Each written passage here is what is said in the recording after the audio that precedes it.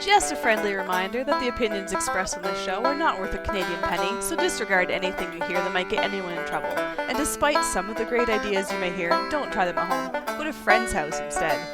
It's time to get a gun. That's what I've been thinking. Well, I could afford one. And if I did just a little less drinking, time to put something between me and the sun. When the talking is over, it's time to get a gun. Hello and welcome to Slamfire Radio. This is just like that. You 294. You know what? 294 means that we're really close to 300. That's 6 episodes. We need to figure that out. Getting closer. 294. It's like when I turned 40, Kelly. It's just another day. That was a long time ago, though. Kelly, do you want to play the age game? No. Okay. Okay, let me finish let me wrap this thing up here. For March 7th, 2019, I'm one of your hosts, Adriel. Am I next? Yes. I'm another one, Trevor. There we go. And I'm another one, Kelly. Hi. Oh, we made it. Just screwing it up. Maybe by 300 we'll get it right.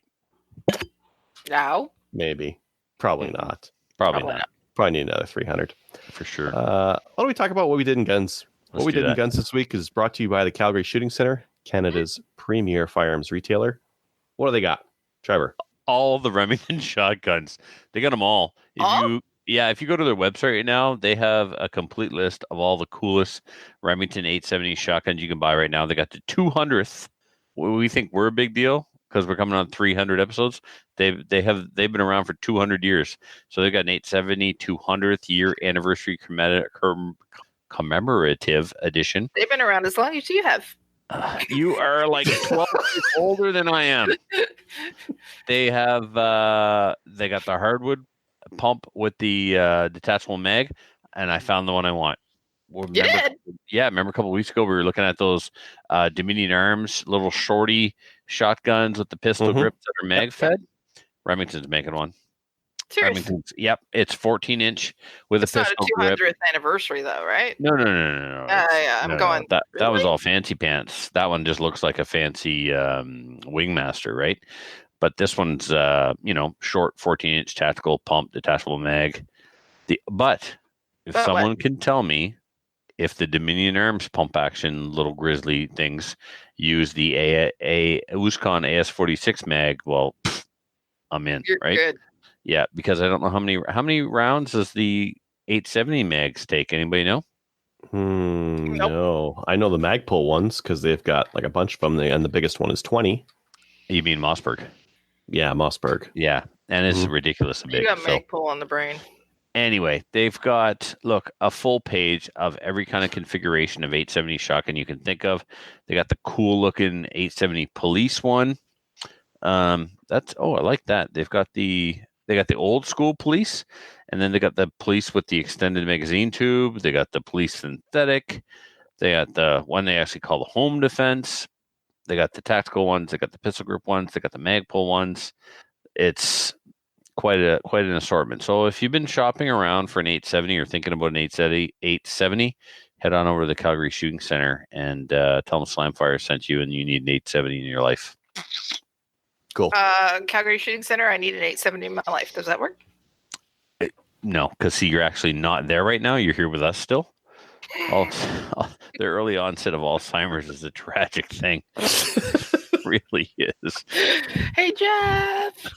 Jeff! All right, cool. If you're looking for an 870, go check out Calgary Shooting Center. Trevor, did you want to start off with what you did in guns this week? Yes. So, as a lot of the listeners know, I'm a match director for the Rescue Gun Club. So that means I plan and put on matches. And one of the components of planning a match is designing the stages. And those stages, typically, you draw them on some kind of computer program. Recently, SketchUp has become really popular with match directors because it's a 3-dimensional drawing software. So you can actually put your targets out there in an actual scaled down distance from where the fault lines would be and all this stuff. It's really cool, but you got to be like Albert Einstein and Isaac Newton had a love child, and that person still wouldn't be smart enough to figure out SketchUp. So or just graduated in the last 10 years of Or call Adriel. What? No, I'm not that good at it, but like kids these days play with this, like with design software and 3D modeling and that kind of thing. So, kids without jobs and responsibilities. Okay, or call Adriel's kids. No, screw that.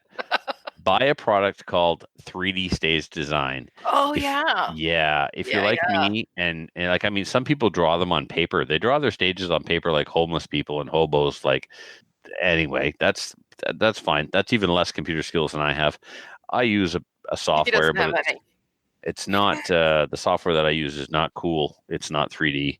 But what 3D Stage Design is actual scaled down miniature 3D printed props, target stands, barrels, fault lines, walls, the feet for the walls, the barrels, the steel poppers, the steel plates, you name it. If you Texas Stars plate racks, if you can use it in a match, this dude is 3D printing it. So if you go to their Facebook page, 3D Stage Design, and you look at the map where he sold these kits, I bought the first one in Canada. Well, I was going to ask, did you buy the first one in Canada? I did. I bought 2 of the Master Designer kits. One was probably enough, but everything's a contest, so I bought 2. So these things are so cool, man. Like, you even take this little Lego dude. It's like the little guy from the Lego set. Mm-hmm. He's your shooter. And so what you do... You situate him. Yes. So rather than designing your stages on computer and then posting them to the internet, or when you have a level 3 or higher match, your match needs to be approved and your stages need to be approved by IPSC World. So you submit your stages for review in order to get your sanctioning and your level 3 approval. And I'm not doing that anymore. I'm actually I'm concerned. I went over this with the regional director, and he's a little apprehensive. He said they don't, they're kind of old school. They may not like this. You may have to submit drawings along with these. I'm like, no. This is if I do that, it defeats the whole purpose of spending what I spent on these kits. The future is now. The future is now, and it's not computer, damn it. It's toys. It's Lego. I'm gonna have like G.I. Joes running my stages with these things. Anyway, so yeah. So rather than draw on paper, you actually take these props, these 3D printed scaled down miniatures, and you lay them out on the table, and you build your stage right there in your kitchen table. Take a picture with your phone, and you got it. Take a picture, and then you submit now you take a picture, and then you copy and paste that picture onto your stage description. Well, and then you save that like you would all your other stuff. That's really cool. Yeah. Convert it to PDF and submit it for approval. Why wouldn't they like that? I don't know. Maybe, I don't know. We'll wait and see. I can't think of a reason why they wouldn't like it. It's actually better than any hand drawing. It's better than a 2-dimensional drawing, and it's better than a 3D drawing because I can take bird's eye view photographs. I can take straight down range photographs. I can see all my angles.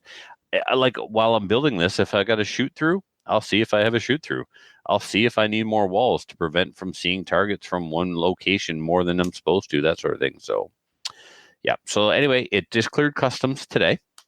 And okay. You haven't gotten it yet. No, I should have it next week sometime. So there'll be lots of pictures. And I've asked the creator of this product to come on the show. So in a couple of weeks, hopefully, I know we got some interviews lined up back to back to back. Hopefully we'll get them on. We'll get them on here soon. And of course, yeah, we got to plan something big for 300. So cool. Yep. Doing lots of reloading. I don't know. Did I talk about how I bought the collet puller to take apart the 40 ammo, but the collet puller didn't work? Mm-hmm. And you can use the hammer. So I've been. What's that, Kelly? Yep. Go ahead. I've been using the hammer, and so what I've done is that brass is already primed, so I just removed the decapping pin from my resizing die, threw that prime brass back into the case feeder, and I'm throwing it all back together. I've only pulled 200 so far, though. I probably got like 200 left to go. So last weekend, I went to Fredericton to visit Filthy, and then Filthy and the Squire and Mini-Me, not Filthy's Mini-Me, my Mini-Me, Paul Lombard from the CCFR. We went to Larry Shriver's range. So Larry and some guys opened up a new range outside of Fredericton. Larry's also the treasurer for IPSC New Brunswick. And he put on a little miniature steel challenge match, which was a heck of a lot of fun. We had some new shooters out there that are all kitted up for IPSC, but don't have their black badge yet. So they're getting some practice and some help along the way. So they'll be more than ready when the black badge course comes out. And I went and I shot it with my PCC. It's ridiculous how fast it is. Funny. Look, Kelly, I was getting sub 3 second times. Serious? My best run on 5 plates was 2.6. What are you running on the Steel Challenge though? It's going to be happening in June. Oh, well, hard to say, Kelly, because I've got to switch back to pistol because I'm on the pistol team, the classic team for the Nationals. Yeah. So I will probably screw it. No, I'm going to shoot PCC. It's just so fast. It's fun, eh? Oh, it is fun. Like, I mean, with your pistol, you start in the surrender position. You go down, you draw your pistol, and you got to shoot 5 plates. And we're really happy when we're under 4 seconds, with a pistol. But the best shooters in the world are under 3 seconds. So here I was doing it with my PCC and my stock PCC. I don't have a good trigger in it yet. I still have a 7-pound trigger. I don't have a muzzle brake, and I was doing sub 3 second runs once in a while. I knew I had a 2.5 second run in me somewhere. The timer was too far away from the gun at one time, and that could have been it. I don't know. I think did I share the video with you guys? Yes, I saw a video at least. Maybe it was on Instagram. No, I didn't post it anywhere. I just shared it privately. So anyway. Share it again. Yeah, all right. I'll share it with you guys later. So it was a lot of fun. Okay. And then I picked up my M14. Where's my M14? Well, you have an M14? No, well, I don't have an actual M14, and I don't have a M1A. But what I do have is a Norinco. It says M14 on it. Yeah, it does say M14 on it though, Adriel. It doesn't say M305. So yes, I have an M14. Mm-hmm. What's cool about this M14 is Filthy's buddy and now buddy of mine, Chris Bay. He's a tank mechanic by day and gunsmith by night. And he built my Garand and he accurized this. And after he accurized it, then I went and threw it in a Springfield M14 stock that Filthy gave me. You can see the Springfield cartouche there up on the stock. Mm-hmm. And there's some other cool markings on this stock, and the stock is roached and beat up and split in the back, and that's just how I like it. I'm gonna get the dummy selector to go in there to make it look, for real M14. But when I threw it into this stock and took it to the range that day that I went to that milsurp shoot in October, and then came home and sold most of my milsurps, the accuracy had fallen off. This gun was really accurate before the accuracy work. It was even better after the accuracy work. And then I dropped it in this stock, and 2 problems. 1, the accuracy had fallen off, and 2, it didn't always cycle reliably. Well, I left it in Fredericton and asked the guy who accurized it the first time to bed the stock, and he didn't need to bed the stock. What happened was there was just contact with the op rod and some other part. Mm-hmm. The gas cylinder was contacting the wood, and the op rod was contacting the wood. So that explains why I lost some accuracy, and the op rod contacting the wood caused some drag, which is what causes it to short stroke and not cycle correctly. So, and I picked up one of these AIA type magazines for it. So that's good. I'm glad I've got that. And so I got that back home. What else have I been up to? Back to the show notes. While I was in Fredericton, Larry was like, hey, we're right around the corner from the gun dealer. So the gun dealer is in Macadam, New Brunswick, and it is the largest gun store in Eastern Canada. He has more guns in stock than anybody in this part of the country. You'd have to go somewhere in Ontario to find somebody with more inventory than him. So we walk in, and there is a Lee Enfield in and among his used guns, full wood. I'm like, ooh, full wood Lee Enfield. I pick it up. It's a long branch. I'm like, oh, sweet. A full wood long branch. How much? $650. $650 for a long branch. What the heck? Only problem was the original sight had been removed and they had put on a Lyman adjustable peep sight. So I wasn't really keen on that, but I thought, well, they wouldn't have done that unless the gun was, accurate and worthwhile. I got the gun home and removed the wood to clean it. Underneath the wood, the metal was absolutely pristine. The parkerizing was immaculate. I don't think the wood was ever off of that gun. Very interesting. The bore was filthy. I finally got it clean, and the bore is I'm not going to say it's pristine, but it's in incredible condition. Strong rifling, nice and shiny. The gun's got lots of potential. The only problem is they drilled the receiver to put this rear peep sight on. Now, they drilled and tapped one hole. They started to drill the other hole, didn't finish. They didn't go all the way through. They went in kind of crooked. So the hole is, I'll send you guys pictures of that too. So Denis at the DC Armory had some Lee Enfield parts in stock, and he had a period correct sight. So I decided, I couldn't figure out what I was going to do. Was I going to finish drilling and tapping that second hole and screw that sight on correctly and just live with the target sight? Or was I going to plug those holes and have the receiver reparkerized? And that's what I'm going to do. I'm off to Captain Andy's this weekend. We're going to drill those holes out, plug them with some steel rod, and then blend it and drop it in the parkerizing tank when I get home. So I'm looking forward to that. The wood is hard shape, but it does have the Canadian approval stamp, like the broad C on the wrist of the grip. It has the original cleaning pull-through cleaning rope in there, but not the oiler.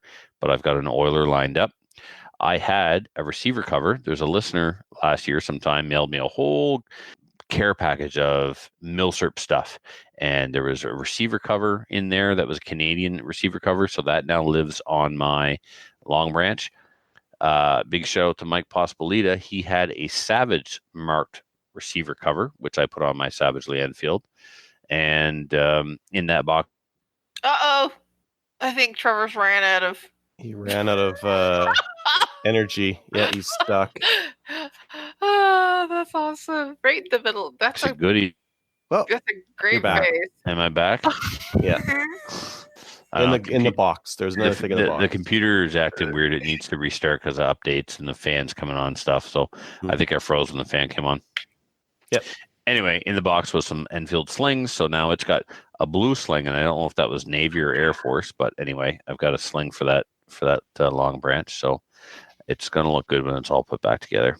So I didn't have $650 on me, but what I did have was my NEA AR-15 that I built over the winter. The one that I got the sweet deal on the barrel from Maple Ridge Armory, the one that Denise Cerakoted. Yeah, I built this thing up. It was so sweet. But I got a lot of the stuff at a really good deal from Denise, so I didn't have a whole lot in it. And a long branch typically costs more than $650, and this one's in really good shape. The only thing was that sight. That's what, the price was marked down because of that. So, but I know people who can fix these things. So I traded the NEA for it straight up. Yep. I spent most of the day at the shop yesterday, making fun of the new guy and working with Denis. Oh, you got a new employee, do you? Not me, Denis. Yeah. Oh, yeah. Yeah, somebody came in and I was wearing my DC Armory clothing. I had my kind of like, not a hoodie, but anyway, he gave me this nice thing for Christmas, says DC Armory on it, and I had my DC Armory hat. And one of the guys comes in, he's like, Trevor, you working here? I said, well, I used to be, but this prick took my job. Poor new guy. But yeah. Does he speak French? Oh, of course he speaks French. Yeah, everybody around here. Good. Yeah. Does he have a pal? Yeah, he's got a pal, and he's waiting for our pal to come in. He already took the test and stuff. So yeah, all the ticky boxes. Yeah, he's all sorted out, and he's All big right. into reloading and stuff. He's going to learn more about IPSC and handguns, but he's got all the other bases covered. So he's like, a tremendous asset to the shop as far as I'm concerned. So Excellent. yeah, but I was still able to poke around there yesterday, and I did a couple of small jobs for Denise, so that was a lot of fun. It was good to be back in there. I hadn't been back in there since it's been literally probably 2 months. So I've been in there to buy stuff, but not to do any work. So it was cool. And then today my X-Metal order arrived. So huge shout out to Snuffy. He met me at Muffin's work, and we loaded it all into my truck and into his car and took it home and put it away and started contacting people to tell them their stuff was in. And You know what? You have to admit you have some pretty good friends. oh, you have no idea. Oh, they are way better friends to me than I am to them. I will be the first to admit it. It seems like Yeah. they never ask me for anything, but they're always like there when I need them. It's Yep. pretty sweet. So The better Trevor. no, the other Trevor, he was off better doing Trevor. like work stuff or whatever, so he didn't earn any points today. But he did. Yep. So he played with my head though, right? Just as we're starting to load the truck, I get a text from other Trevor, and he says, "Your order come in yet?" I'm like, "Oh, sweet. He's not working. He's gonna come help." I'm like, "Yeah, man, we're at Jason's right now, loading it up." Okay, that's all I heard. Yeah, that's it. Thanks for getting my hopes up. It was awesome. So yeah. All right, that's all I got. How about you, Adriel? Let's see here. I went to Pistol Night on Saturday at Phoenix. That's good. I saw 2 listeners there, actually. There was Ted M., who you guys trained at the Ferlacci course. Okay. Let's see here. And Tom O. And He's one of my favorites too.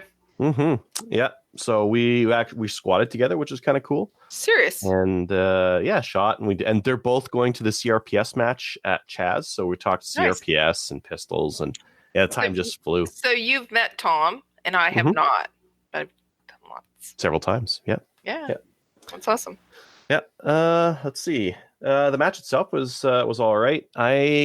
I did pretty good, and then on the last stage, one of the guys was talking. They're like, "Yeah, on a stage like this, you need lots of points." I'm like, that guy knows more than I do, so I'm gonna take my time on this one and really get my hits, and I did. And then that was my worst stage by far. Okay. My other ones were all pretty consistently good, and that one was ugh. Yeah, I got my hits, but it was it didn't feel any slower than normal, but it was. I was taking too much time. And I should have pushed myself a little bit more, but whatever. It was fun. You were taking time to get the shot off, right, and get it on target instead of just shooting instinctually. Yes, and just flinging them away, kind of a thing. That's usually how I usually shoot. Is usually I'm thinking about what I'm going to do next, and I'm thinking about my targets and my foot placement and that kind of thing. And the shooting is doing itself. That's you're driving on the highway and you signal and turn, that kind of thing, and you don't have to think about it. That's muscle memory. That's called bubble. Right? You're good at it. You're a good shooter. Just do it. Well, it helps if you don't think a lot and you just and you can just zone out. Yeah. Anyways, yeah. So that was cool. I ordered a couple of XCR-M mags from SFRC for my BCL 102, so got a couple of those. I had to update so Trevor, you were asking me the other day, how do you set up payments on Practice Score? We need to do that. Yeah, and I would have given you bad advice last time because we opened 2 of our matches and one went okay, and then the other one was under so much demand that our process was awful. Absolutely awful. Oh, really? Oh, yeah. And 100% my fault. We, it was awful. Anyways. Okay. Fixed it. So good. Now the process is going to be much better. Practice Score, there's you can approve and then pay, or you can just pay at registration, and now I've just set it up. Just pay at registration. Oh, really? I don't want to do this approval thing. Yeah, because the approval thing, you have to end up chasing people for money. Yep. You do approval, it goes up until it's registered. IPSC does this. You wait a week, and then you're like, "Hey, can you please pay us?" And you got to wait a little bit, and you got to check who didn't pay. This person didn't pay. Okay, cut them out. Open it up. Who's next on the wait list? Get some money from them. Chase them for money. Oh, that's bullcrap. Just set it up so that they pay, and if they don't pay, they're not in. Well, yeah, that's what we tried doing. We're saying like first paid, first in. Right. But if you do that with an approval process as well, it is a disaster. It is confusing and a mess. I go in and I manually approve them when I get their EMT. So I had, 200 spots. Mm-hmm. The first 200 people to register got them. Yep. And then I emailed them all and said, now I need your money or you don't have a spot. So EMTs start pouring in. So I get an EMT from Adriel. I go approve Adriel. A couple of weeks go by. Kelly, I'm holding a spot for you and I got no money. Are you coming or not? Because somebody that'd be a no. Oh, yeah, my brother paid. It's probably under his name. Oh my God. Like, yeah, it's always a mess trying to link those up as well. Well, I learned over the years, I ignore everything unless it comes directly to the gun club email. If you send me an email to my work email thinking you're jumping the queue, I delete those emails. Mm-hmm. I only do Rescuers Gun Club business through the Rescuers Gun Club email. Because otherwise, it's exactly what you said. Oh, I sent it to your work email. Oh, I Facebooked you. I'm not keeping track of 5 or 6 different platforms. Yeah. No, it's club business, club email. Yeah. Anyways, the process we're using now is you register and you have to pay when you register on Practice Score. That's the only way you register. Everything else is automated. There is no approvals. As soon as you've paid and you're in. And all those spots go. And the problem is, like right now, our 3-gun club is we've just got too much demand. This is like the IPSC problem in Ontario and some of the other more popular places, right? Where you open a matchup and it closes in minutes, right? Or like 30 seconds, Yeah. So we need a process that like works with that, and that's the hard part. Last year, I was thinking about this, like, man, this is not how last year went. And I went back and I looked at it, and it took us like 2 months to fill this one big match last year, and this year it was like it opened and it was closed. And anyways, pay it register. Now if you do that with Practice Score, there's no wait list. You can't have pay it register and wait listing. I don't have wait list. Yeah. Well, we're just going to go with no wait list. Yeah. It's it doesn't really make a lot of sense when you do pay it register anyways, because you think about it, pay it register and then what? And then people don't show up. Does that? Well, no. Like the then what for the wait list, right? So let's say one person says I want to withdraw, and you're like, cool. You give them their money back. Now, who gets that next spot? How do you notify the next spot? Do you notify the 20 people on the wait list? Hey, there's one spot, or do you notify the next person in the wait list? Hey, there's a spot. So like that has to be configured somewhere. And Practice Score, I don't think they've done it because you can't have both of those things. You can't have pay it register and a wait list. So. Right. That's where we're going. Pay it register. had to do some testing with that to figure it out. And then your people who get a free match, like your ROs or whatever, if you do that, you just send them a special code and they get in anytime that you want to, kind of a thing. Let's see here. I got some Dawson sights for my Nork and my GSG. Meh. They're Dawson sights. Front and rear? Yes. The rear is just the blacked out Novak ramp. Yeah, and the front one is fiber. And that's the right height? I don't know yet. This is the GSG set that Dawson sells, so it should be the right height. Perfect. It's specific to that gun. It's specific to the gun, and nice. It comes with a lot of little cool tools and that kind of thing. They bring like a little aluminum punch. Yeah. They have a nylon one because some of these parts here might get screwed up. Hit them with an aluminum one. Aluminum. Yep. They come with gun oil, and they're like, "Hey, these are steel sights. You might want to oil them because Holy, that's something new they're doing. Yeah. I've been buying Dawson sights for years. All I ever get's that stupid little punch. They come with a couple of extra fibers. They do that. Just after I ordered a whole bunch, now I'm all flush with this stuff. It's funny. Yeah. So I'll try that out some other time. You going out this weekend? I am, but not to the range, so I won't be able to take any restricteds. Adriel, when you're done, I got something I forgot. Okay. Okay. I got my ETS Glock mags. They came in from Aztec Armory. Right here. They're clear. I put my base plates on. These are my my Glock base plates because the whole idea here is I'm going to use them with the Glock with the big mag. Well, you need a base plate to be able to put them in. They don't drop free though, so I'm gonna see where they're kind of holding up and see what I need to do to make them drop free.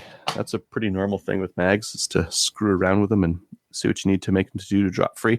So now it's between that and the shadow with the mag well. I don't really know which one I want to run yet, but I'll take them both to the range and try them out. Yeah.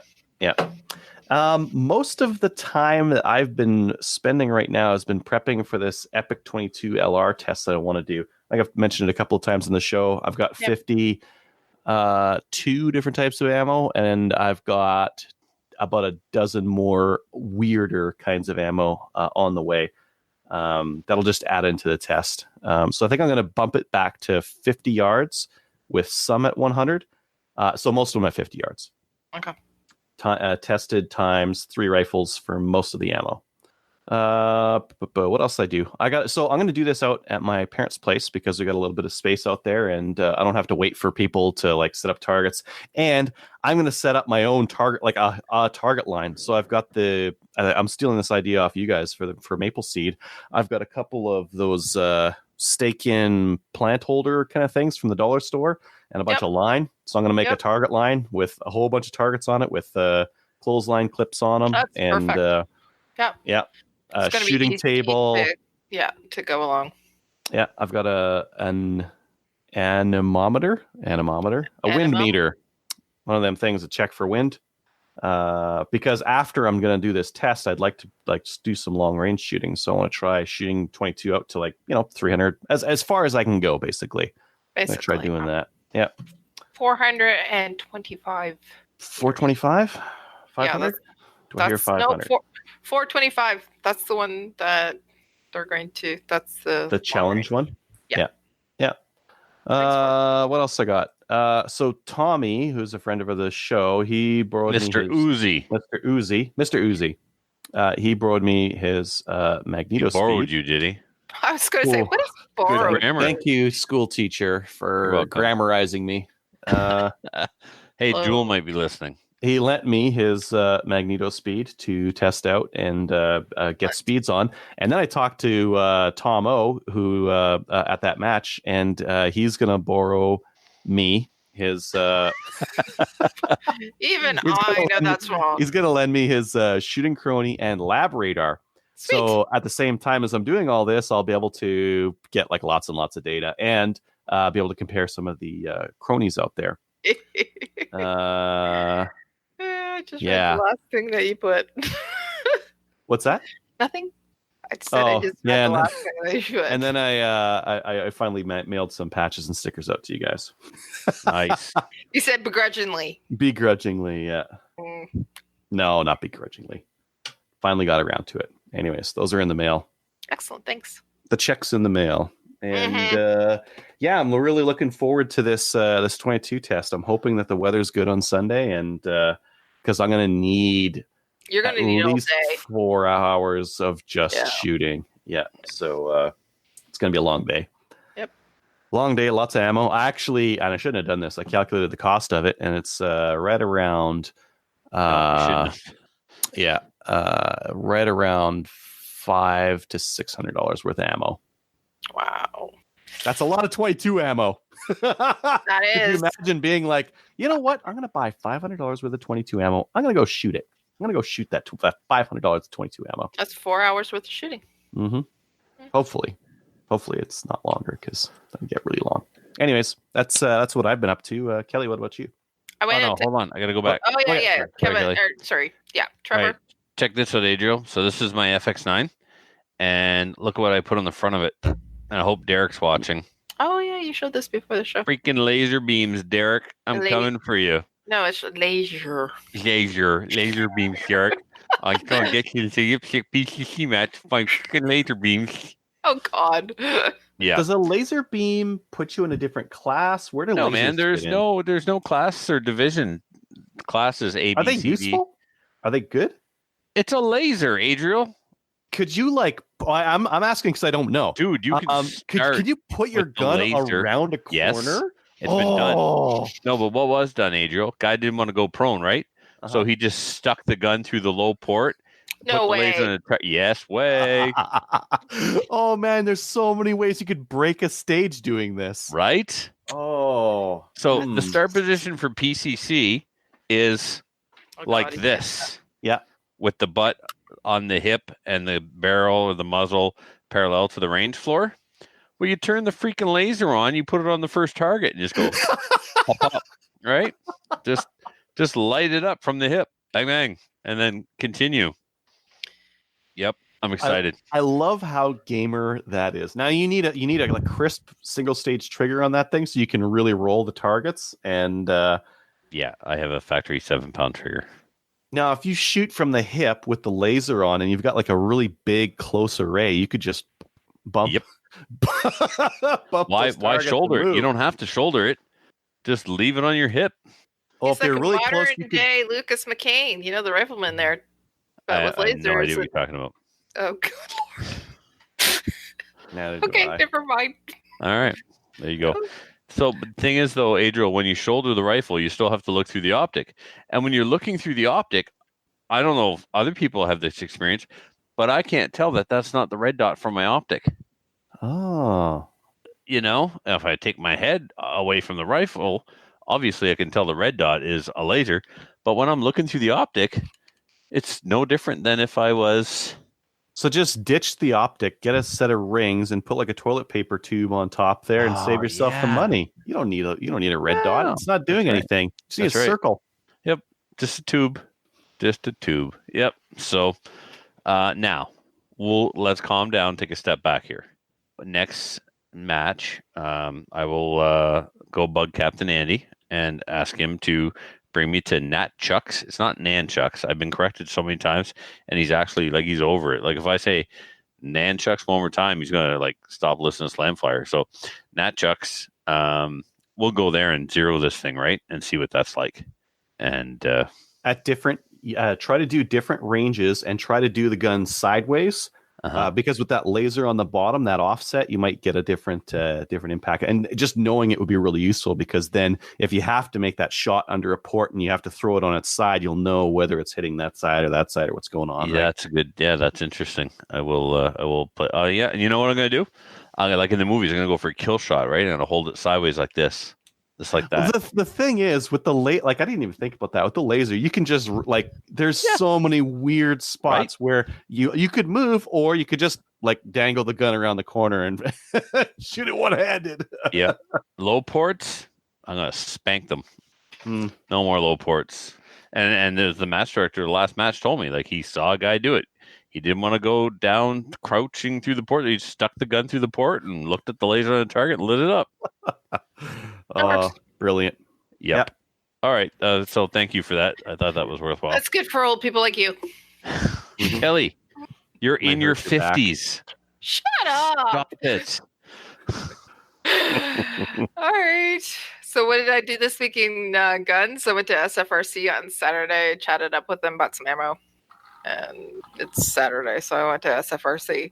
I also, on Saturday, went to Napatee Rod and Gun Club. I didn't go to the actual gun club, but I went to their conservation dinner, which they hold every year. It's in support of their youth program. So I went out and had prime rib dinner, and there was a whole bunch of guns there and all kinds of really, really cool things, and I didn't win a thing. It was kind of depressing, but it was still fun. I got to chat with some people. Again, the people from SFRC, because they were there. Next year, we're going to make sure we're sitting at the right table together, though, because I was sitting at a table where I didn't know anybody. And the next day, which is Sunday, I went to the Belleville Gun Show, and we were at the CCFR booth, and I worked the table with some new FOs, and it was good because I got to see everybody that was at the Napatee Conservation Dinner the night before. I got to see them at the gun show. It was awesome. And what else did I do? Oh, I met with Kelly Kincaid, so Kelly Square. I met with her. We're meeting up once a week or twice a week, whatever.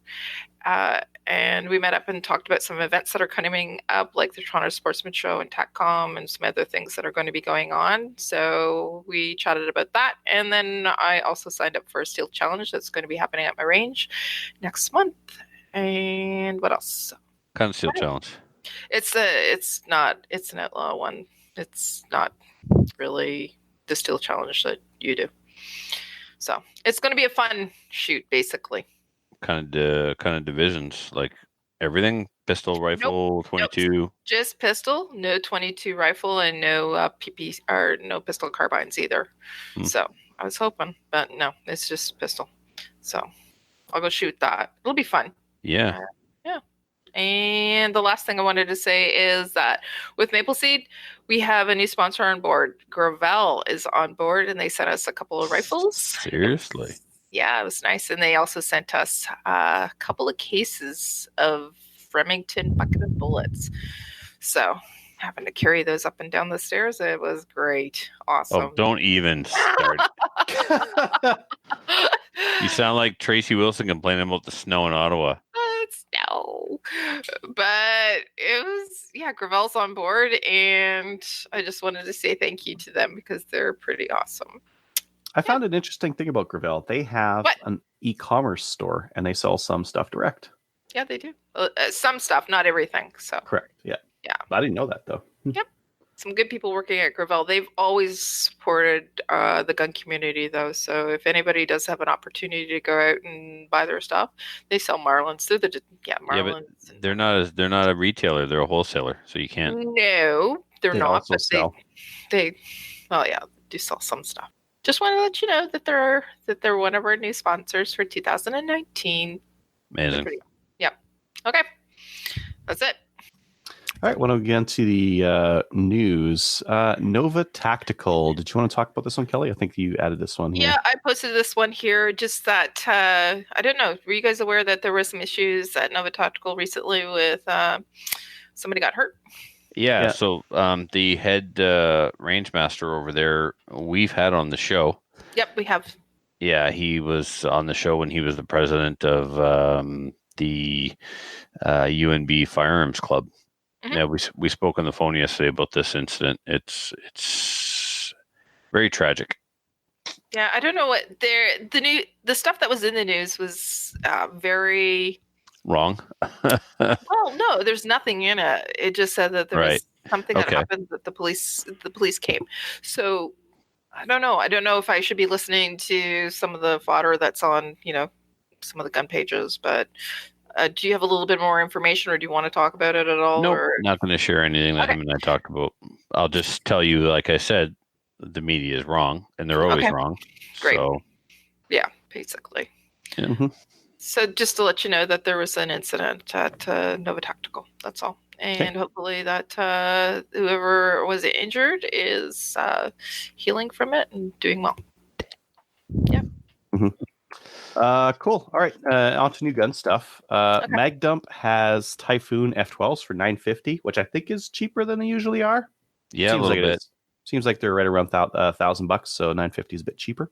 Or you could be a host on Slamfire Radio and have your drunk co-host ask for one for free for you and your friends. And that's an option too. Yeah, that's how you really get things done. Yeah. Hey. Start a podcast, get a drunken Kelly. I wasn't drunken. I was on the way. My way. Don't let the facts get in the way of a good story. Yeah. Yes, you got results, Kelly. Yeah. Unorthodox, but you got results. He said, if you want anything. That's right. Yeah, let me know if I can help you guys out.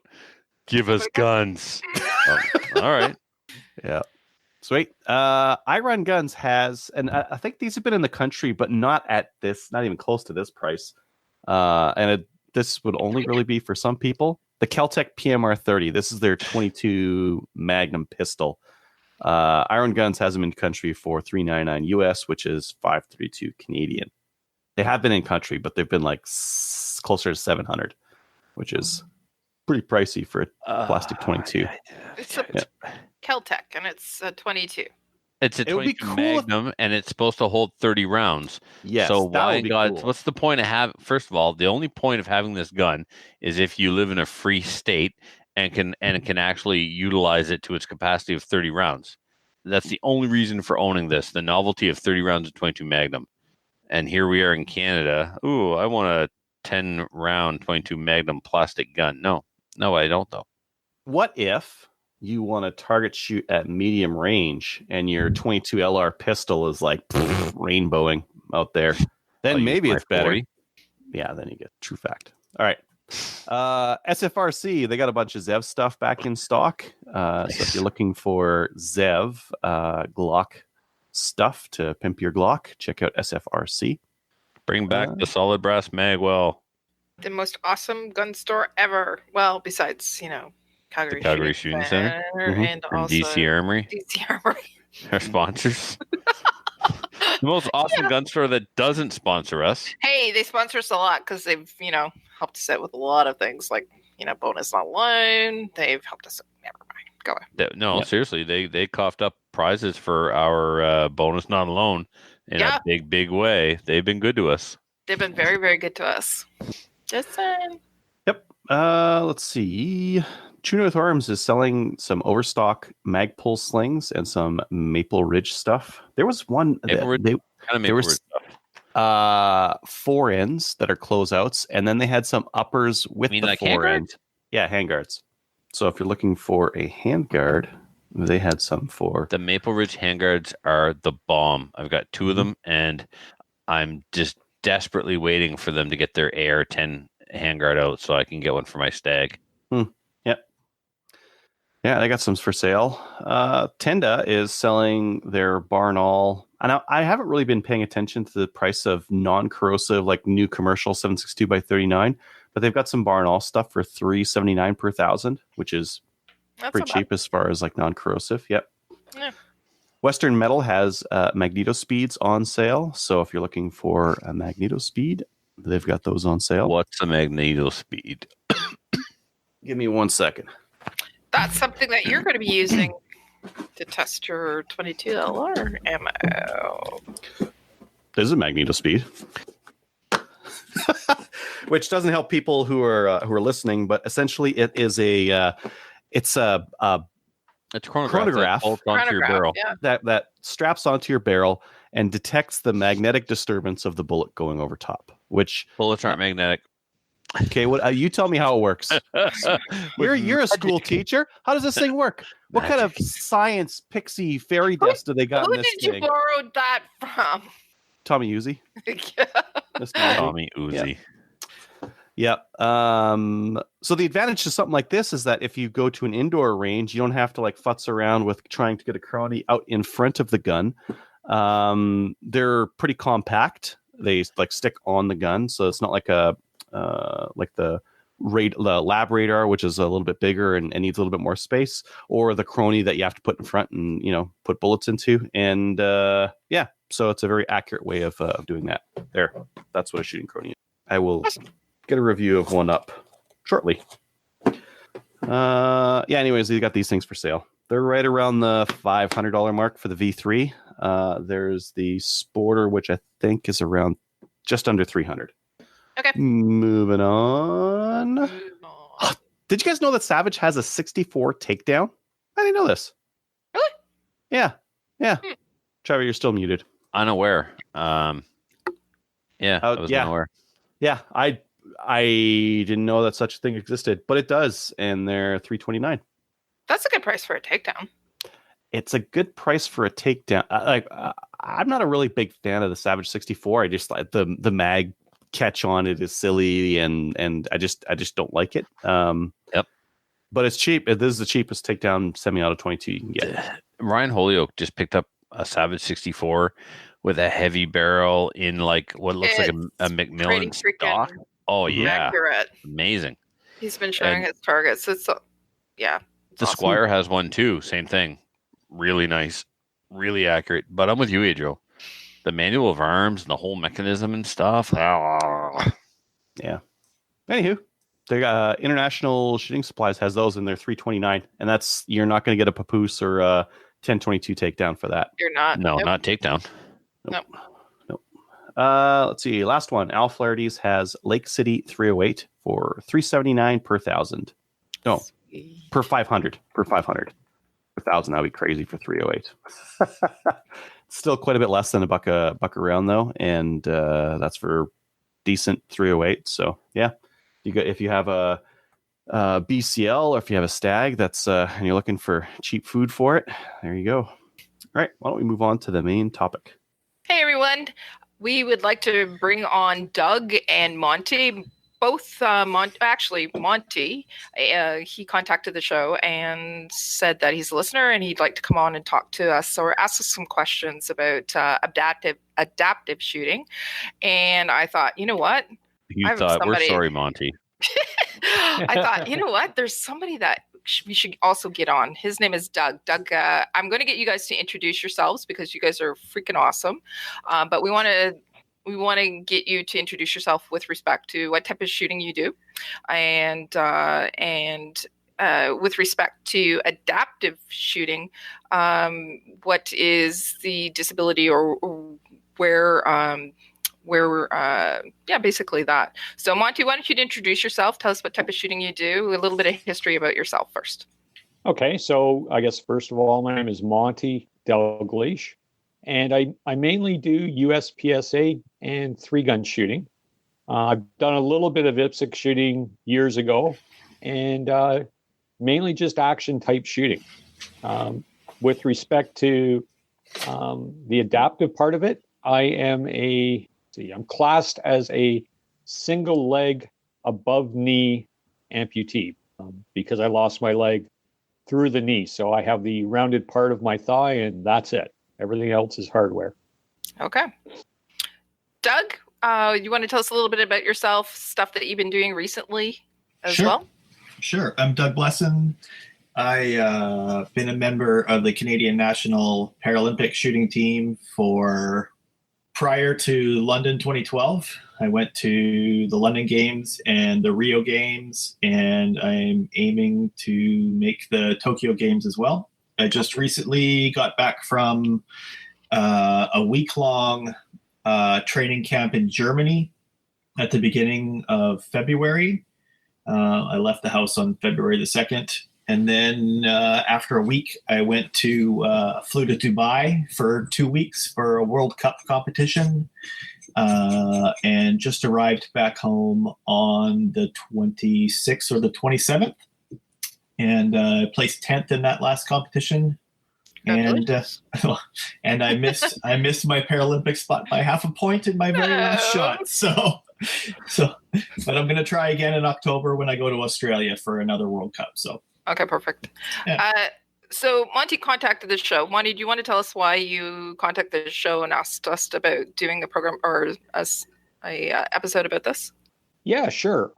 So basically how the genesis of this started was I've been going to competitions both this side of the border and in the States, and I compete right alongside perfectly able-bodied competitors, which, you know, for the most part is okay, but with the type of shooting I do, it's there's other challenges there.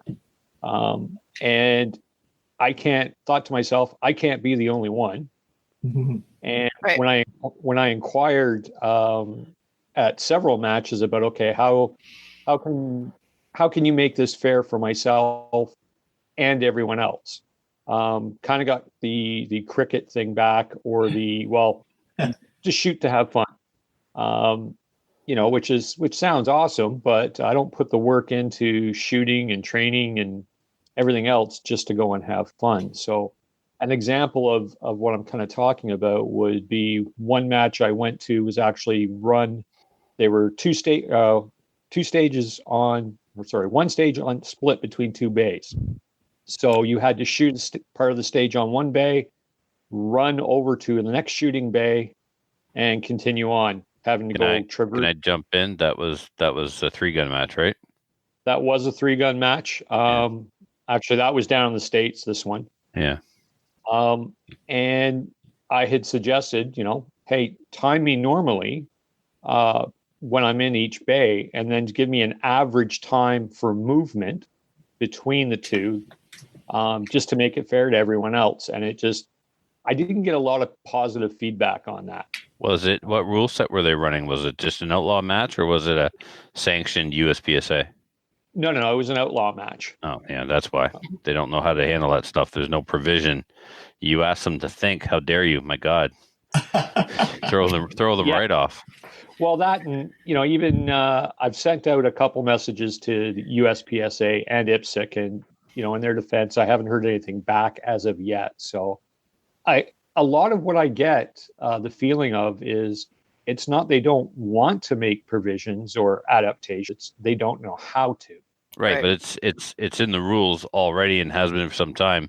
10.2.10 special penalty: a competitor unable to fully execute any part of a course of fire due to incapacity or injury may, prior to making his attempt at the course of fire, request that the range master apply a penalty in lieu of the stated course requirement, which is what you asked for at this 3-gun match. So if the request is approved by a range master, that's 10.2.10.1. He must state in advance of the competitor attempting the course of fire the extent of the penalty, which ranges from 1% to 20% of the competitor's points as shot to be deducted. So after you're done your course, if you scored 100 points, depending on the amount of quote unquote advantage, and obviously I'm using air quotes here, that you got by circumventing the procedure, the range master uses discretion and says, okay, well, you had a huge advantage by not stepping around this wall, so I'm going to give you the full 20. Or you literally got no advantage, so I'm not even going to give you any penalty, or I'm going to give you 1%. So this is I kind of got that a bit when I went down and competed in the Ohio State 3-gun match last year. Yep. Basically, what they said was regardless of the stage, if I couldn't do something, I would just get half a procedural penalty time-wise. It's not a procedural though, because you're not. And see, this is my fight. The other thing is too, It's not a fight, especially on some of their jungle runs, I would time out because it's a 2-minute time maximum, and not being able to run or not being able to run on uneven ground. Again, I would max out. I'd bust the time limit and then max out on penalties. You're always going to run into some confusion at unsanctioned matches because they don't have a steadfast system in place like a sanctioned IPSC match with an experienced range master. Right. You should be running into zero issue at IPSC matches if the people there can read, because it's in the rule book. But the problem is you're going to need to know the rule book better than them. You're going to need to direct them, and in some cases direct the range master and explain the procedure to them, because it's like flying with a gun. The agent behind the counter doesn't do it every day, so they don't know what it is. So you need to know the rules better than they do. So that's for sure. That's a good way to put it. Yeah, and I'm perfectly willing to do that. But I mean, even up here, when I've spoken to some pretty experienced IPSC shooters up here, I usually get the whole, they fall back on well, just come out and have fun. Don't be competitive. Well, that's why we do this. Are they an experienced IPSC shooter, or are they an experienced IPSC official, like a range master? Well, they're both grand masters. Well, that doesn't mean they know the rules. That means they can shoot. They're experienced shooter. Yeah. And part of this is that the direction I'm going to be going into is I'm going to redo my black badge again, because I've done it 3 or 4 times and have let it lapse. But I might just end up going through the whole system and becoming an RO and then kind of forcing this issue that way. You don't have to become an RO to force it. You just have to pull out the rule book and ask to speak to the range master. And all of this is supposed to be determined prior to your run, not go ahead and we'll figure it out afterwards. He's got to look you in the eye and say, this is the percentage of penalty I'm giving you, and this is why. Go. Yeah, and for the most part, I'd be fine with that. Again, though, I think it's just a matter of them not knowing. Going back to your analogy, they totally don't know. Ticket agents. No, so totally I don't want to be just the guy that waves his hand, going, "Hey, there's a problem." I want to be part of that solution. And there is a solution there. Oh, and that's knowing the rule book. Yeah, right? Knowing the rule book and the attitude that you take to it. You have to be willing to accept the fact that they don't know and they may not like being told. So it's all in your delivery. You obviously don't want to come across as somebody who's, causing problems for the match officials and stuff. But here's the thing, like, if we didn't want differently abled people shooting our sport, we wouldn't have a provision for it in our rules. The Right. provision is there to accommodate other people. Yeah, absolutely. Now, usually when I do go to a match, I will days in advance. Yep. Send a message to the match director saying, explaining that yes, I am an adaptive shooter, and trying to come up with something. And in most cases, I get we'll figure it out. Come on down. Don't worry about it. Yeah, you should be. Yeah, no problem. We're going to apply rule 10 point whatever, right? Yeah. But again, that's only if it's a sanctioned IPSC match. Right. If you're going to outlaw 3-gun matches, don't expect much. Yeah. I mean, I got to go through the USPSA rule book as well, because I shoot that a fair amount. Right. Well, keep in mind, USPSA is simply the American region for IPSC. IPSC has, the country is referred to as the region, and in United States, you can shoot an IPSC match or you can shoot a USPSA match, but USPSA is still governed by IPSC. So the rule books are incredibly similar. So you should have no problem finding it in the USPSA rule book. Yep. Yeah. Now, I will say that especially shooting down in the States, even talking with industry companies and stuff, I've got nothing but support from a couple of very large companies that are great with it. I mean, the guys at Shot Stop are like, yeah, hey, come down. What do you need? How can we help you out? And it's very encouraging.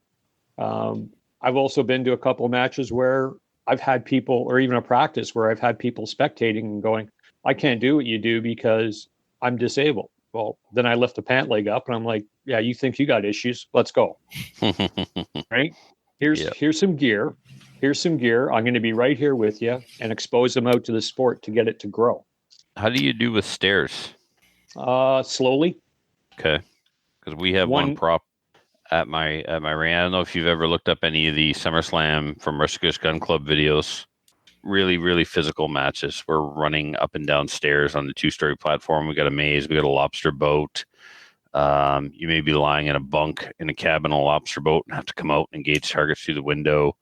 But probably the most challenging thing would be the prop we call the house, which is literally a 2-story platform, and the second story is 7 feet off the ground. There's like 14 steps that you have to climb to get up there. So that would be a conversation before you started that. Right. That stage for sure. Yeah, absolutely. Because it's not just a question of mobility. It's a question of mobility and safety. Mm-hmm. Well, there's railings, right? But still. No, I don't mean safety so much for me from falling, but going upstairs with a firearm in your hand. Well, or your belt. You'd reholster and and draw your gun to get in the top. Yep. I mean, it's doable. It's not something you can't do. Perfect. Doug, why don't we bring you into the conversation? Sure. You have some international experience as well. What is some of your advice, or what are some of your experiences that you've had to deal with, as well as advice for Monty as well, because he's trying to navigate through this? Wow. In terms of issues that I may have had that are similar to his is really, to be honest, next to none, because, the IPC is like a huge organization. They send people ahead of time to check things out. We have different disability classes. So if, they gauge your disability and they put you in one of 2 categories, and then you have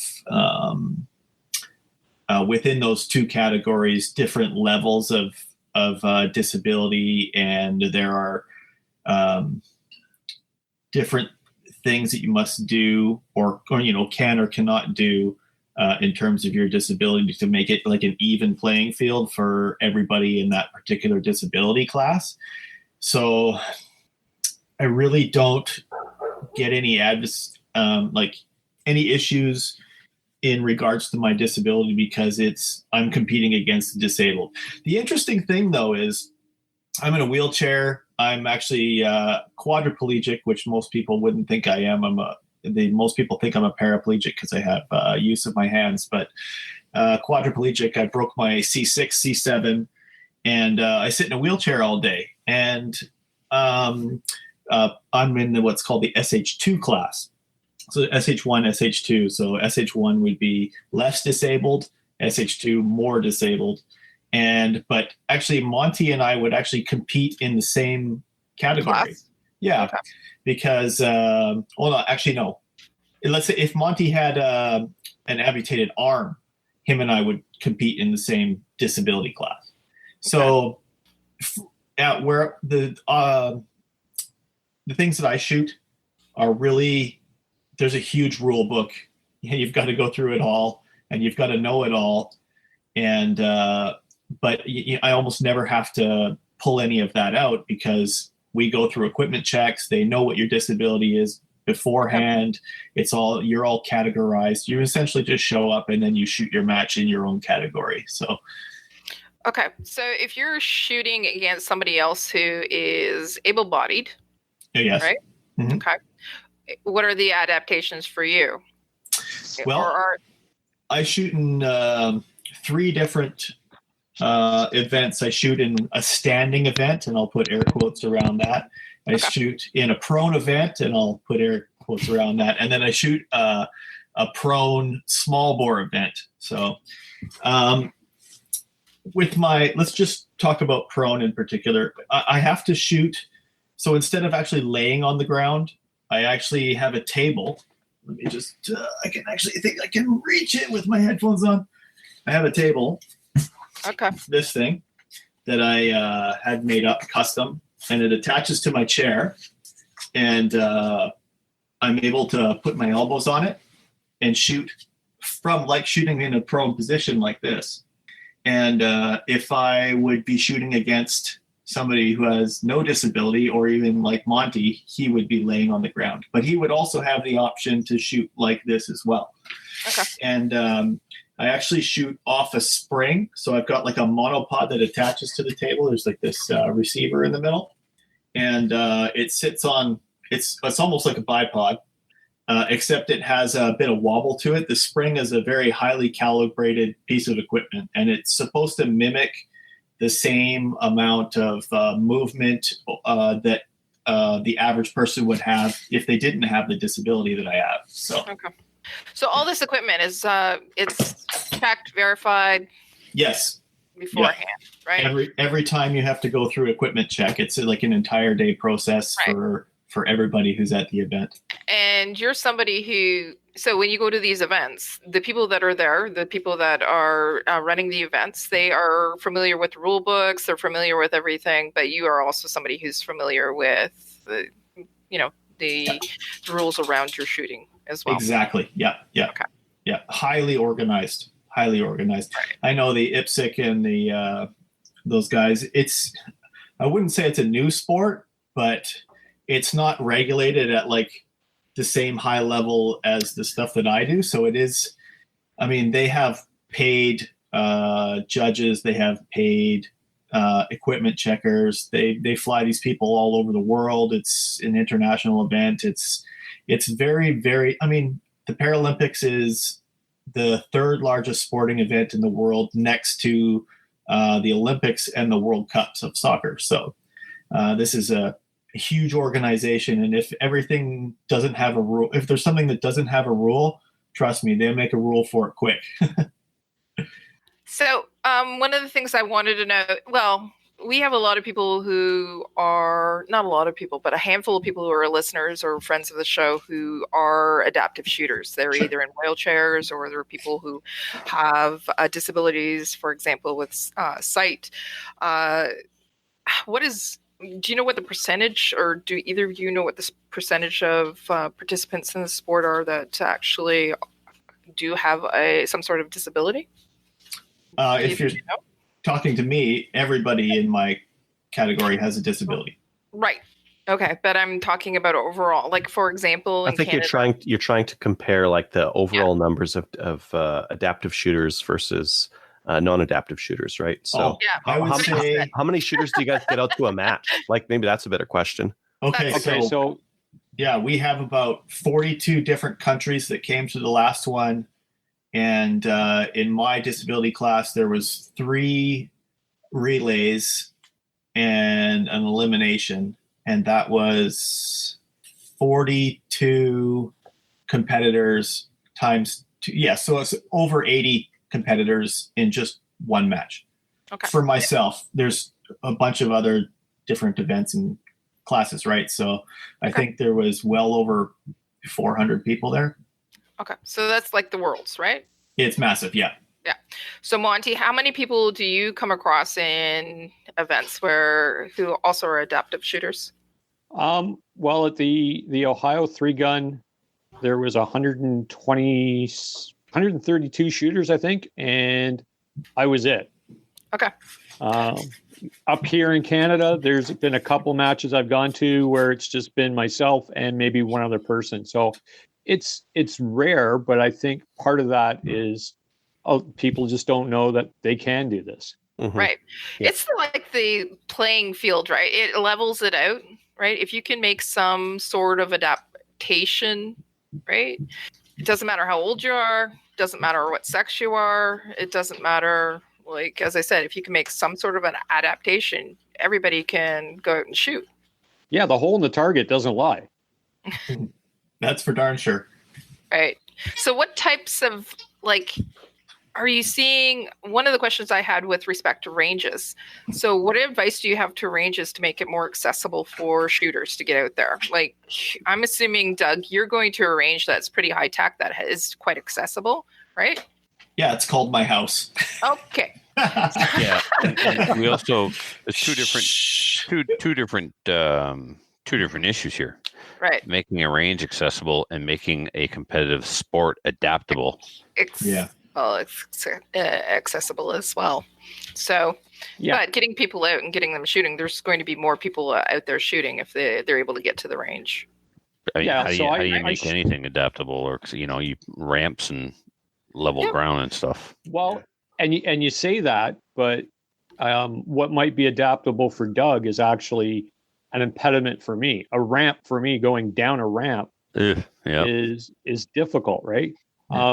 There's two ranges that I shoot at here in Ontario. One of them is Silverdale, and the other one is Urban Tactical out in Brantford. Both of them are fully wheelchair accessible. So having shooters come out, and we've had actually at Silverdale years ago, we had a gentleman who was completely quadriplegic, who we modified his wheelchair rig so he could not only shoot, but go out with someone and hunt. And for him, that was the best thing that anyone's ever done for him. Awesome. The So what? difficulty I have is always going out to change my targets because it's always either in the dirt or gravel and then or sand. And sand, dirt, and gravel and wheelchairs don't mix. So I'm always asking someone to change my targets for me. So which is not a problem. I'm used to asking for help. So all the time. Okay. Yeah. I mean, I still RO and stuff and the same thing, but I'm not really walking the 200 yards down when I'm shooting my long guns to go change targets a lot. Mm-hmm. You're asking for help. What advice do you have for somebody who maybe does have a disability but maybe wants to try out the sport? Come out, try it out. If I'm around, like if you come out to one of the ranges I'm at and you're new, if I got time, I'll spend all day with you. I don't care. The more, the merrier. Doug, what about you? I would echo that. At this level, it's a little bit different. You can't just come with any gun, and I probably would have let you shoot on my electronic targets because if you're not very precise, it's a few $1,000s down the drain. It's all computerized and stuff like that. But I could very easily teach somebody to shoot 10s and shoot 10s on a regular basis if they have the motivation to come and try it out. And with a disability, even something like traveling can be a real difficulty. You have no idea what it's like to get on a plane from a wheelchair. And when I fly to Australia next year or later in the year in October, it's a 15-16 hour flight. Well, if you can't walk and you can't get up and stretch your legs, you prepare ahead of time. If you don't go to the bathroom unless you really, really have to, right? You prepare well ahead, all that kind of stuff. So you got to be willing to go through a little bit of discomfort to get the glory. Let's put it that way. Do you want to show your rifle as well that you use? Yeah. It's kind of Yeah, sweet. I want to see that thing. That is That cool. is- that is Yeah. awesome. It's pretty awesome. Where's the Now- scope on it, though? Oh, there's no scope. It's open sights. Yeah, those are open sights. Stop. There's no magnification in Very this at open. all. This is just a lens because I have bad eyesight, Yeah. and essentially just an adjustable aperture. Yeah. And as a front sight, let me just put this up to the camera. I'm not intending to point this at anybody, but if you can see that little circle in there, Yep. Mhm. Yep. that matches up with the size of the black area on the target, which is down from a 6 to a 10. And you essentially have to hold that as still as you can and don't move anything except for your trigger finger, and you'll probably hit a 10. I used to do the same with my archery. I would set the dot up in my scope to Yeah. cover just the inside of the 10 ring and then just leave it sitting there. So, what does they say? Aim small, miss small, right? No, I don't miss. Hit small. Aim small, hit small. Yeah. Yeah. I'm just So- kidding. So Kelly, you were asking about people wanting to come out and try shooting. One of the things to kind of that end is in early November, I went down to the 6 Hour Academy and got my pistol instructors. It was a Nice. Okay. 5-day course. There was 17 of us in the class. 9 of us passed the shooting qual at the end, and I was the only non-law enforcement person in there, and I was the first disabled person to do it.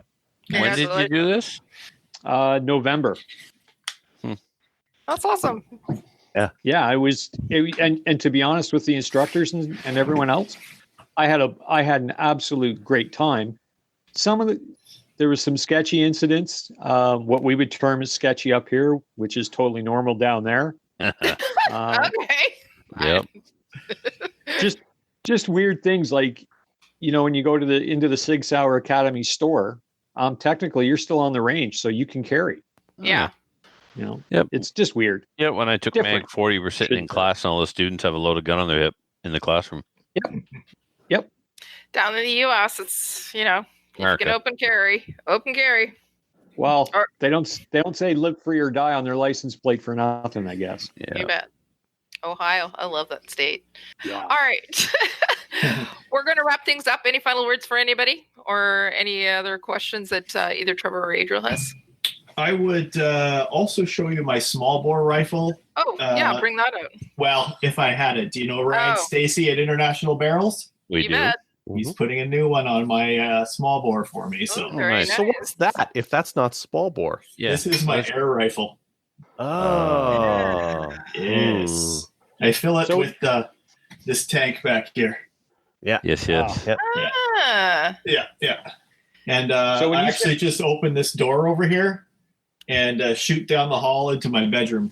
Yeah, that's why you said your house is your range. Ah. Yes. yeah. It's a perfect 10 meters, and it's perfect. It works out perfectly for me. Awesome. So, Doug, when you say small bore, you mean what calibers are you shooting? 22 and 32, or 22 LR, that's it. okay? Yeah. Okay. Awesome. Okay. Well, I just want to thank everyone for doing this and putting this together, because I know it's not just something you do winging it off the cuff on a weekly basis. So No, that's exactly what we do. Yeah. You watch the You make show, it right? yeah, I watch. We've been making it up as we go for so long. We actually come off looking prepared. It's 10 years, hasn't it been 10 years? Wow. I don't know who knows these things. We're coming up on 300th episode. Yeah. Yep. Wow. Yeah. So Yeah. what we're going to do is we're going to cheer for you as you go down to Australia, Doug, right? Thank you. Absolutely. You're going to get it. I know this. Yeah. We have every faith. No pressure. Don't drink Foster's, they'll know you're a come from away. I don't drink until after my competitions are over. So Good man. All right. yeah. I try not to, anyways. If you go to Brazil, they've got some good beers down there. And Well, it's Brazil. Oh. Come on. Do they do testing? What happens if they find like a little alcohol in your system? Is that like a doping violation? I'll tell you, when I went to the Paralympics in Rio, they were so lacking in the money department. At my event, there was no doping testing at all. No. Seriously. Bring on the beta blockers. Yeah. Slow that heart down. Nobody knew that ahead of time, though. So That's why you carry them with you at all times. Yeah, right. I thought you were a pro at this. Yeah. Poor planning leads to piss poor performance. You got to keep that stuff in your range Absolutely. bag. Right. No, right. just get someone else to piss in the cup. You got it all wrong, Trevor. There's that too. Actually, no, you, Adriel. I've been involved in that at the World Cup in that, and they watch her enter the cup. There's no one can pee for you. You better not Trust be. me. Yep. I've been tested quite a few times, and they knock on your door at 6:00 in the morning, and it's usually already after you've gone to the bathroom. Naturally. Oh yeah. And then they got to sit around in your house for an hour or an hour and a half while you drink bottles of water. Can And, you imagine being the person paid to watch somebody pee for doping? 2 hours. yeah, it's a little uncomfortable. worst The job last ever. time, No. I got doping tested, it was here at the house I believe Family Day at 6 a.m. They knocked on the door, and I had just gotten up about 10 minutes before They that. don't tell you they're coming. No, they can. When you're in the So, system, they yeah. show up whenever they want. Yep. Yeah. Yep. And they sat around in my house for 2 hours while I drank water. I think I would totally just make absolutely uncomfortable eye contact the whole time. Heck Oh yeah. no, they're not like that. They're super nice. And, Oh, come on. You guys can't pee on command? Yeah. Come on. No. Yeah. Performance Haven't learned that anxiety. yet. Yeah. Yeah, exactly. All right. All right, guys. Well, yeah. On that note, let's let's- end on P. Let's land And on, on- yeah. on pee. And on He something is gold, they classy. say. Oh, nice. Awesome. Thanks, All right. guys. Thank All you right. very much, both of you, for coming problem. on. Thanks, guys. And Anytime. Doug, I'll get a hold of you later. Okay. Sounds good. All right. Thanks, guys. Later. Thanks for having me on. Later. Thanks again, Doug and Monty, for coming on and letting us know all about adaptive shooting. Listener feedback. Listener feedback is. First, let's do the YouTube one. Have you guys been watching YouTube? Do we have any questions on there? It's been pretty Kelly? quiet. Yeah, it's been pretty quiet. I've been chatting on Chigo-Tos. Okay. Thank you. Sorry, Cool. guys. All right. No, I'll there get on- hasn't been anything really. Cool. I'll get on to listener feedback then. Listener feedback is sponsored by Armory DC Gunsmith. Armory DC Gunsmith is a full-service gunsmith who specializes in firearms refinishing. He offers hot bluing, parkerizing, and Cerakote finishes, as well as wood refinishing. Check out his online inventory of new and used guns, firearms, accessories, optics, and more at dcgunsmith.ca. Follow him on Facebook and Instagram. Trevor, do you want to take this first one from James B? Oh god. All right. Sack on Fire Crew from James B, aka Ginger Snaps. The older you get, the more professional experience you get under your belt. The more you realize that everyone is faking it and everything is on the verge of falling apart. It's true. FYI, the fans, I just wanted to tell you that Trevor carries around more accessories than Jennifer Lopez. You know what this harkens back to? What? A time when what was that McDirty? What was that guy who used to Yeah, Victor. McDirt? Yeah, he used to write into Canadian Reload Radio all the time. This is basically the new that, only maybe worse, because at least McDirty was funny. And this is less often. Yeah. McDirt was more often. Yeah. Kelly, did you want to take this next one from Phil? Really? Oh, okay. So from Phil, hello. I was just listening to the first Slamfire podcast today and wanted to let you know how much it rocks. You did say rocks in capital letters, so I really say it. Thank you. I've been a shooter for over 50 years, as long as Trevor. Now I love our sport. I didn't compete any longer. I don't compete any longer as I'm a wheelchair. See, this is perfect as I'm in a wheelchair and have a few limitations. So recreational shooting is my thing now. I shoot weekly at Urban Tactical in Brantford, Ontario. And I'm good friends with Canadian Gun Vault, Mark Morelli, who put me onto the podcast. I will be thanking him when I see him this weekend. I'm most grateful to people like you that are spreading the word about legal legal firearms ownership and our sport. Again, I'm so thankful for your podcast, and I wish I had known about you long ago. Great work and a fantastic interview with Mark. And he signs it off, Phil.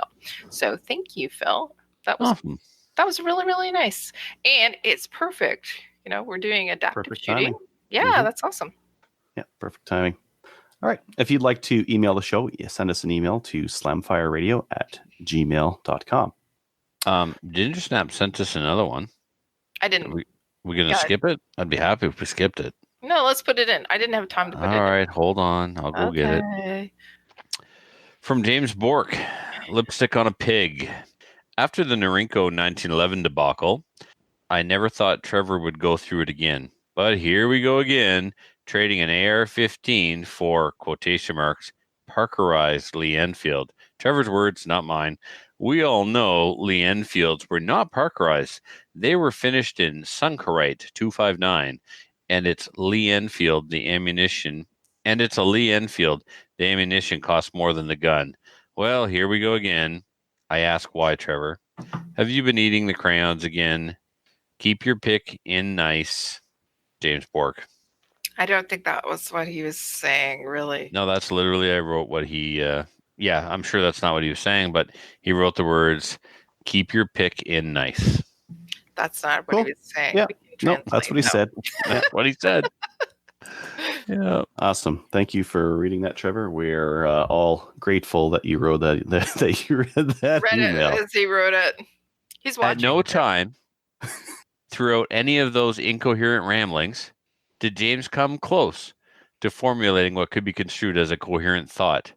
We are all dumber for having listened to that email.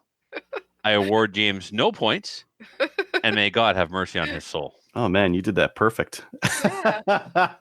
You got it. All right. If you'd like to send an incoherent email to the show, send it to slamfireradio@gmail.com. And we'll butcher it on air for you, or read it maybe, or change it to how we see fit. We'll shoot it with some freaking lasers. Yeah, with lasers. Lasers. Podcast app reviews, none this week, but if you'd like to, head on over to iTunes or whatever podcasting app you listen to us on and give us a rating on there. Usually helps out with getting us more listeners and helping people find the show. Exposure. Not like that time at Exposure. the bus stop. A different kind of exposure. Okay. That time at the bus stop with all the kids that were driving by, and yeah. Shout out There was Trevor. James getting some exposure. Getting some exposure. Giving some exposure. Yeah. Trevor, do you have any shout outs? If I did, they'd be written down. Thank you for asking. Oh, thank you. I just wanted to ask you anyways. I guess next time I won't. And if you try to put anything in, I will not let you. I will support that 1,000%.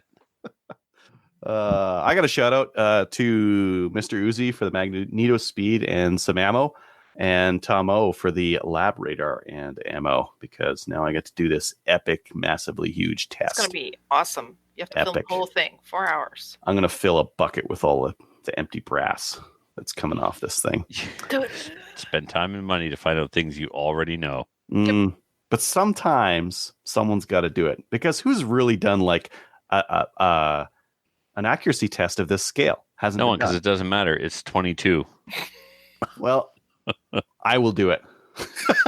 Damn it. Adriel is Some picking people want to know. I torch. want to know. I already know that the SK is going to be awesome in my rifle, though. So, Yeah. it'd be fun. I'll get to shoot lots of 22. Kelly, how about you?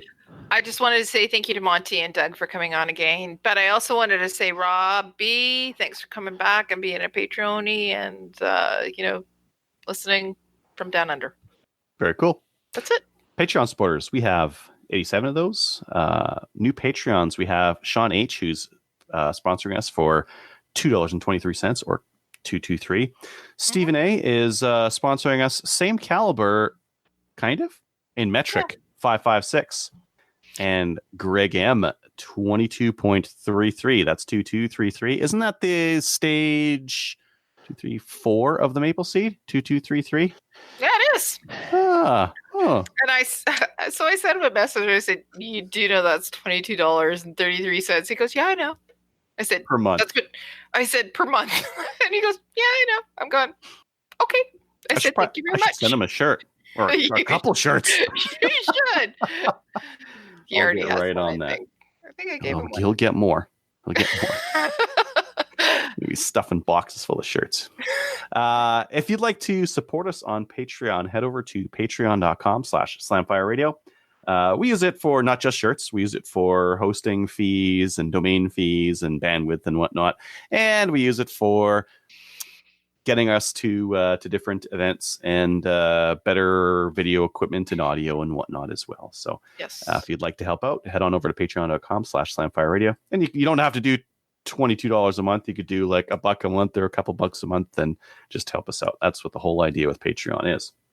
I Finally. upgraded this month to 308. For Maybe us? Yeah.